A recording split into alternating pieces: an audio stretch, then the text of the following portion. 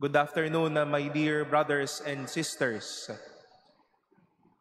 As I've said at the beginning of our Holy Eucharist, we celebrate today the feast of the Apostles Simon and Jude. And seldom do we notice how St. Paul in our first reading described our Lord Jesus being the capstone of the structure.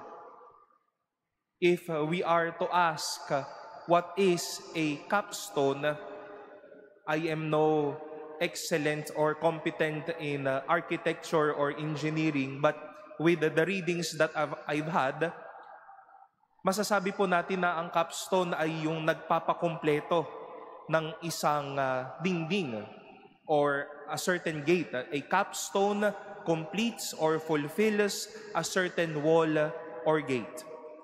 That is why after saying that, Paul succeeded the words by saying, through him, the whole structure is held together and grows into a temple sacred in the Lord. There are other translations who would say that the whole structure is fitted together. Because of the capstone, the building is complete and fulfilled. And we know so much, my dear brothers and sisters, that in Simon and Jude and in the apostles, they know how Jesus completes their own personality. Patuloy silang binubuo at si Jesus ang kumukumpleto sa kanilang buhay. And it is a good challenge to all of us and a good reminder, my dear brothers and sisters. I know that for some of you, what completes your day is to see or read the message from your loved ones. Sa mga may mga crush dito, sa may mga nobyo o nobya dito, or some other simple things that will complete our day. But ultimately, my dear brothers and sisters, what will serve as the capstone of every day, what will fulfill us and what will complete us, may be Jesus himself. But it is not only about a question about what fulfills or what completes. It is also a question who formed you or who shaped you. Before Jesus called his disciples, St. Luke noted this sincere action of Jesus. He went up to the mountain to pray, and he spent the night in prayer to God. Jesus discerned his disciples by prayer. Jesus formed his family of missionaries in prayer. Jesus blessed their mission, their names, and their very being by and through prayer.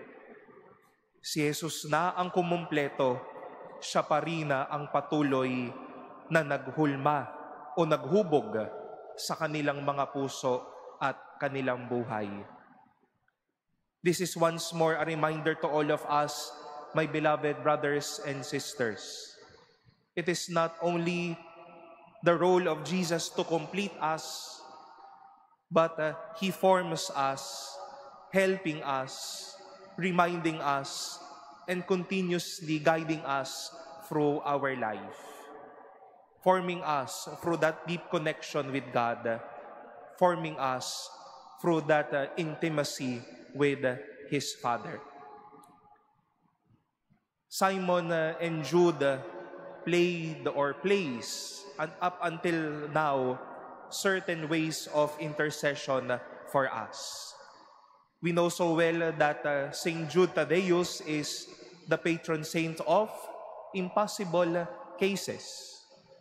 And for those with impossible cases deep within, we pray that Jesus himself will complete you and form you to see impossibility, possibility, to see distress, so that we can also see hope. Simon, on the one hand, Sa Tagalog po, ang ganda po ng pagkakatawag sa kanya, siya si Simong Makabayan. Makabayan dahil talaga namang he engaged into politics, into civil interactions. He fought for rights.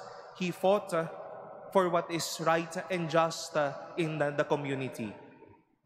And for someone battling out rights, for someone who is calling out accountability and responsibility, it is Jesus who will complete them, who will strengthen them, and who will form them. Like the apostles, like St. Jude and St. Simon, my dear brothers and sisters, may Jesus complete us and form us. Not anybody else, not something, but Jesus. Hayaang si Jesus ang magbuo sa atin, ang patuloy na humubog sa atin, at siyang magiging dahilan ng paghayo natin ng may grasya sa buhay na ito.